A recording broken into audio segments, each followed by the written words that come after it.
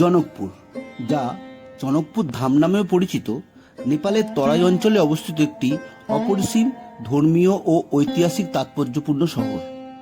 প্রাচীন মহাকাব্য রামায়ণে জনকপুরকে দেবী সীতার জন্মস্থান এবং ভগবান রামের বিবাহের স্থান হিসাবে চিহ্নিত করা হয়। আজ আমরা সেই জনকপুরকেই জানব।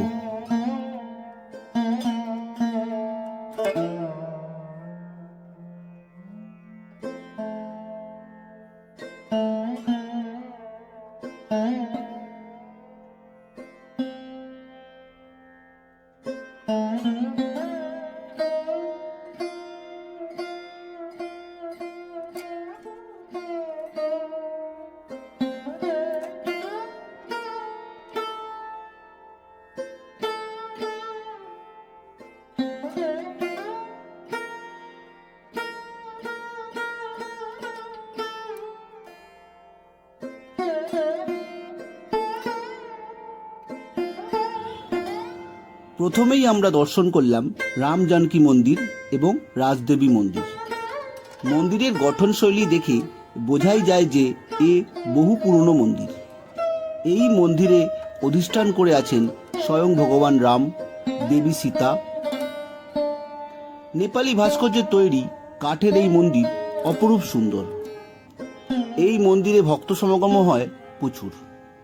প্রচুর মানুষ তাদের মনোবাঞ্ছা পূরণের জন্য এই মন্দিরে পুজো দেন এবং নিজেকে ধন্য মনে করেন।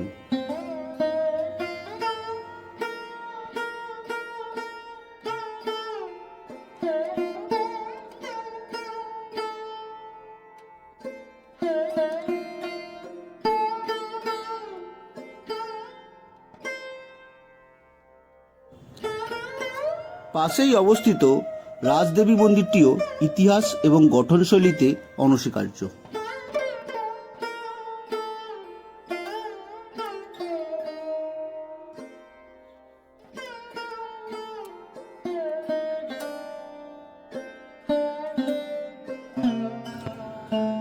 জনকপুর ধাম বলা হয় এই স্থানেই দেবী সীতা জন্মগ্রহণ করেছিলেন। তার জন্মস্থানের ওপরেই এই বিশাল মন্দির স্থাপিত। এটি প্রাচীন মিথিলা রাজ্যের রাজধানী ছিল, যেখানে সীতার পিতা জনক একসময় রাজা ছিলেন। এই বিশাল মন্দির নেপালের সবচেয়ে বড় মন্দির এবং হিন্দুদের জন্য অত্যন্ত গুরুত্বপূর্ণ ধর্মীয় স্থান।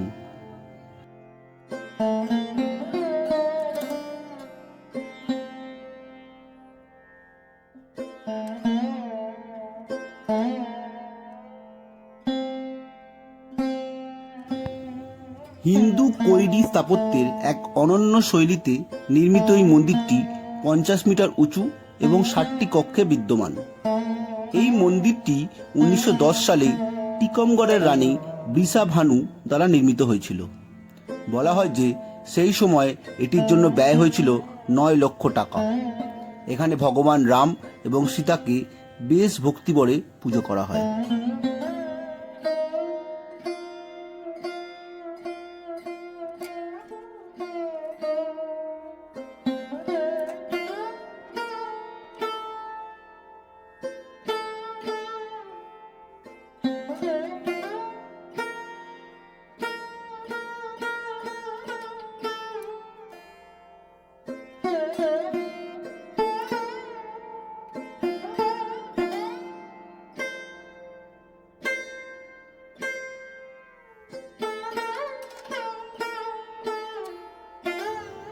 এবার আমরা দেখে নেব ভগবান রাম ও দেবী সীতার বিবাহ স্থানটি। এই স্থানেই রাম সীতাকে 7 মহর্ষিকে সাক্ষী রেখে বিবাহ করেছিলেন। এখানে বিবাহ পঞ্চমী ভগবান রামের সীতার সাথে বিবাহের স্মরণে পালিত হয় এবং এটি এখানে আয়োজিত সবচেয়ে বড় উৎসব।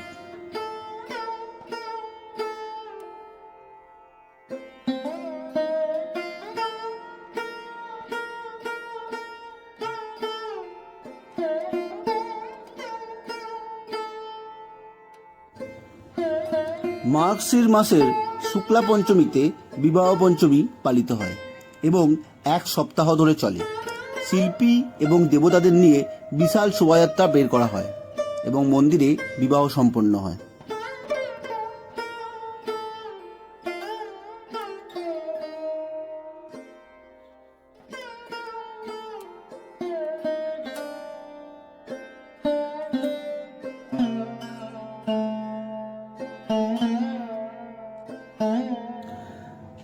রাম সীতা রয়েছেন আর লক্ষ্মণ থাকবেন না, এমনটি কি করে হয়?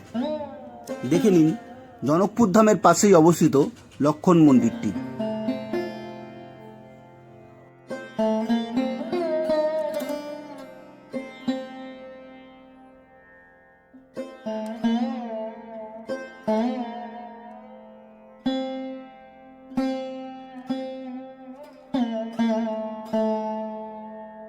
জনকপুর বা জনকপুর ধাম শহরটি আজও তার প্রিয় রাজকন্যাকে ভালোবাসে এবং প্রতি বছর বিবাহ পঞ্চমীতে তার বিবাহ সমস্ত জাঁকজমকের সাথে পালন করে। আমাদের ভিডিও এখানেই শেষ হলো। কেমন লাগলো জানাতে ভুলবেন না। নমস্কার।